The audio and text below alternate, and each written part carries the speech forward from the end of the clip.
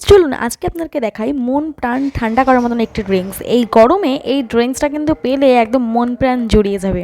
আর আমের সিজনে আম পোড়া শরবত, আম পান্না এগুলো তো খেতে খুবই ভালো লাগে। তাই আমি এখানে নিয়ে নিয়েছি একটা আম, আর সেটাকে কিন্তু আমি একটুখানি সর্ষের তেল লাগিয়ে নিয়েছি ভালো করে। আমটা পোড়ানোর আগে কিন্তু সর্ষের তেলটা ভালো করে লাগিয়ে নেবেন। আর এই আম পান্না শরবত খেতে কিন্তু খুবই ভালো লাগে, আর আপনারা কিন্তু এটা অনেক দিন স্টোরও করতে পারবেন। আমি এখানে গ্যাসটা জ্বালিয়ে নিয়েছি, জ্বালিয়ে এটা একটা ছাঁকনি বসিয়ে দিয়েছি। বসিয়ে তার উপর কিন্তু আমটা দিয়ে দেবো একদম সিমে করে, গ্যাসটাকে সিমে করে দেবো। দিয়ে আমটাকে দিয়ে দেবো, ভালো করে পোড়াতে হবে আমটাকে, তবে কিন্তু আমটার পাল্পটা বের করা যাবে। আর এটা কিন্তু আপনারা অনেক দিন পর্যন্ত স্টোর করে রেখে দিতে পারবেন কোনো প্রিজারভেটিভ ছাড়াই। আর দোকানের যে আম পান্না পাওয়া যায় বা আম পোড়া শরবত তো আমরা দোকানে খাই, ঠিক সেরকমই টেস্ট পাবেন। আর ঘরে খুব কম খরচে আপনারা বানিয়ে নিতে পারবেন। দেখুন আমি দুটো চামচের সাহায্যে কিন্তু উল্টে পাল্টে ভালো করে কিন্তু পুড়িয়ে নিচ্ছি। আপনারা ঠিক চামচটাকে এভাবে ধরবেন, ধরে কিন্তু পুড়িয়ে নেবেন, একদম এপিট ওপিট করে ভালো করে পুড়িয়ে নেবেন। দেখুন আমার পোড়ানো হয়ে গেছে। তারপরে কিন্তু আমি বাটিতে নিয়ে নিয়েছি, নিয়ে কিন্তু আমের পাল্পটা ঠিক এইভাবে বের করে নেব। আপনারা কিন্তু চাইলে গ্রেটার দিয়ে ভালো করে গ্রেট করে নিতে পারেন। আমি হাত দিয়ে পাল্পটাকে বের করে নিয়েছি, খুব ভালো কিন্তু সেদ্ধ হয়ে গেছে, আপনারা দেখলেই বুঝতে পারছেন। একটু প্রেস করতে কিন্তু আমের পাল্পটা খুব স্মুথলি বেরিয়ে চলে আসছে। আমের পর্ব শেষ। এবার কিন্তু নেক্সট স্টেপে আমরা চলে যাব কী কী মশলা দিচ্ছি আর কী কী ইনগ্রেডিয়েন্টস ওর মধ্যে অ্যাড হচ্ছে সেটা দেখার জন্য। আমি কিন্তু 4 টেবিল স্পুন চিনি নিয়ে নিয়েছি। আপনারা কিন্তু আপনাদের টেস্ট অনুযায়ী আপনারা চিনিটা ইউজ করবেন, কতটা আম টক আছে সেই হিসেবে চিনিটা কিন্তু ভালো করে গুঁড়ো করে নিয়েছি। তারপর এখানে নিয়ে নিয়েছি আমি বিট নুনটা আমি ওর মধ্যে দিয়ে দিলাম। তারপর এখানে দিয়ে দিচ্ছি আমি গোলমরিচ। আপনারা কিন্তু গোটা গোলমরিচ চাইলে ইউজ করতে পারেন।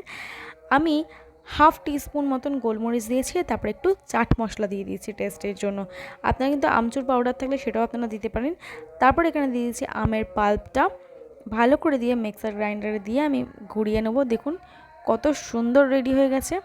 আপনারা কিন্তু যদি এটাকে স্টোর করতে চান, আপনারা অল্প ভিনিগার অ্যাড করে একটা প্যানে ভালো করে এটাকে নেড়ে রেখে দিতে পারেন, তাহলে কিন্তু জিনিসটা নষ্ট হবে না। ভিনিগারটা অবশ্যই অ্যাড করবেন যদি স্টোর করতে চান। আপনারা 4-5 মাস খুব ইজিলি স্টোর করে রাখতে পারবেন।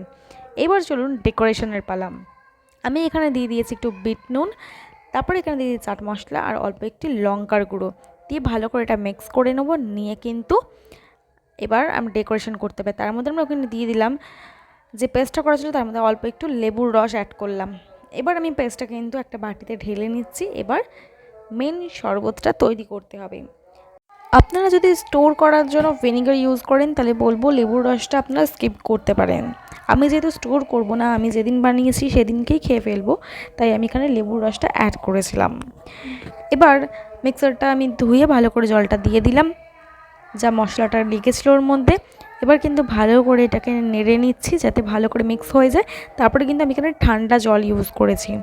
আপনারা যদি নর্মাল যে কুজোর যে জল হয় মাটির পাত্রে, সেই ঠান্ডা জল ইউজ করতে পারেন।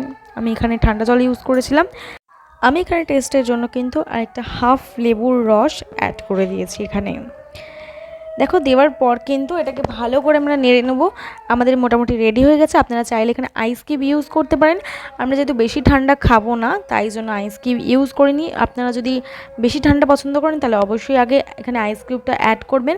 আচ্ছা এবার ডেকোরেশনটা আমি করে নিচ্ছি। ডেকোরেশনটা যে যার মতন ডেকোরেশন করে নেবেন। আমি এখানে একটা সিম্পল ডেকোরেশন করে নিয়েছি। নিয়ে এবার আম পান্নার শরবত কিন্তু আমাদের রেডি হয়ে গেছে। এবার খেয়ে অবশ্যই আপনারা যারা বাড়িতে করবেন তারা অবশ্যই আমাকে খেয়ে জানাবেন যে কেমন হয়েছে। আর যদি ভালো লাগে তাহলে অবশ্যই একটা লাইক করে দেবেন। আর যারা নতুন তারা চ্যানেলটাকে সাবস্ক্রাইব করুন।